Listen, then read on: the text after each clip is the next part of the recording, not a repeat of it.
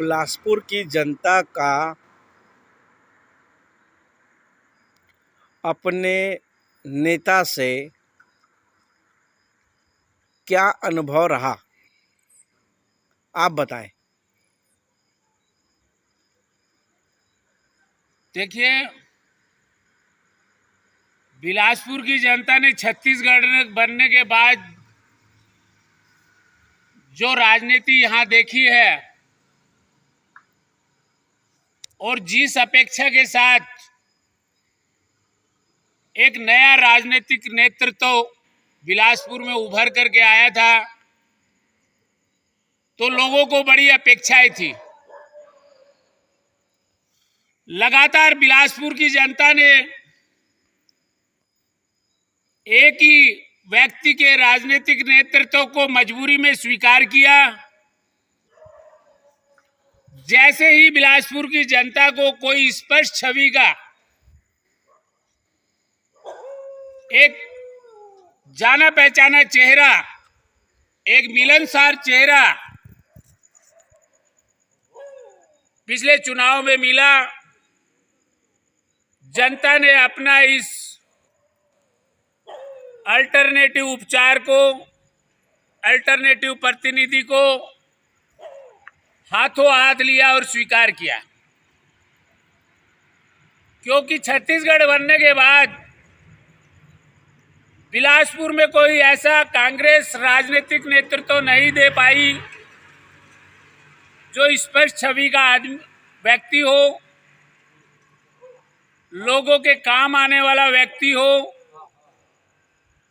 और बिलासपुर की जनता की ये मजबूरी थी कि अंधों में से काना राजा चुनने की। और अभी जो बिलासपुर की जनता के जो अनुभव सुनने को मिल रहे हैं कि स्मार्ट सिटी रोड पे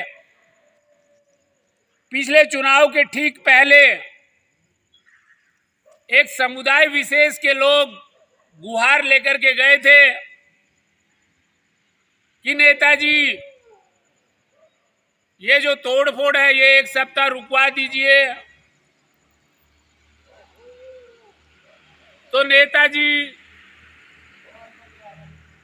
बड़े अहंकार में उस समुदाय के जो सामाजिक अध्यक्ष थे उन्होंने ये और थोड़ा सा बोल दिया था कि नेताजी कुछ ही महीने बाद चुनाव है, बस इतना ही बोला था। इतना क्या बोलना, नेताजी का तो 7वें आसमान पे पारा चढ़ गया। अरे बोले चुनाव की परवाह मत करो, मैं खरीद लूंगा। किसी को बोला कि एक वोट में खरीद लिया गया। देखिए,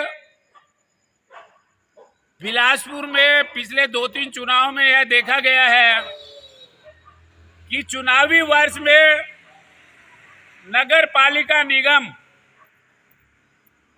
एक सीलिंग अभियान चलाती है कि जिन लोगों ने, बड़े बड़े शोरूम ने, बड़े बड़े व्यापारी ने, बड़े बड़े होटलों ने, बड़े बड़े कॉम्प्लेक्स में जो पार्किंग स्थल छोड़ा है उसका व्यावसायिक उपयोग कर रहे हैं। ये वसूली गैंग हर चुनावी वर्ष में एक्टिव होती है। इस साल भी हुई है निसंदेह। किसी एक राजनीतिक नेतृत्व को दोष देना गलत है।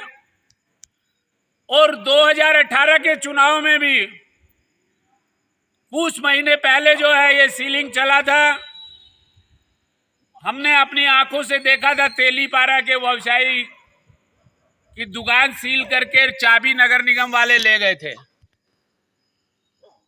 तो नेताजी अपने जनप्रतिनिधि के पास लोग नहीं जाएंगे तो किसके पास जाएंगे? लोग नेताजी के पास गए थे कि साहब नगर निगम वाले चाबी हमारी दुकान की सील करके ले गए हैं, चाबी तो दिलवा दो। वो सीलिंग वगैरह, जुर्माना वगैरह, वो घूस वगैरह, वो लेन देन वगैरह तो कल देखेंगे। तो नेताजी ने टका सा जवाब दे दिया था कि ये सब कामों के लिए मेरे पास मत आया करो। दिक्कत ये है उसमें कि उन व्यापारियों में ऐसा भी व्यक्ति था जो नेताजी को अपने दुकान के उद्घाटन में जो है ना मुख्य अतिथि बनाया था और 1000-1500 लोगों को जो है ना पनीर रसगुल्ला खिलाया था, इस उम्मीद में कि कभी दुख तकलीफ में हमारे नेताजी काम आएंगे। किसी अपने ही समाज का चबूतरा तुड़वा दिया, किसी को एक वोट में खरीद लिया, एक वोट में खरीद लिया गया, किसी को मैं पैसे में खरीद लूंगा, ऐसी जो अकड़बाजी जो दिखाया, ऐसा जो अहंकार दिखाया, मुझे आरएसएस वाला एक आदमी बताया, बोले मेरा फाइल फेंक दिया था, बोले जा आपका काम नहीं करूंगा तो क्या कर लेगा। तो वो आदमी आज जो है एक संगठन बना करके एक्टिव है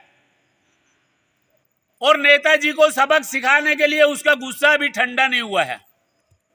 उसने अपने साथ इतने समर्थकों को तैयार कर लिया है कि इस चुनाव में वो अपना उस बात का हिसाब किताब करने को तैयार बैठा है जिसकी नेताजी ने फाइल फेंक दी थी, जो आरएसएस का आदमी था और जिसको बोले थे जाओ क्या कर लेगा, क्या कर लेगा।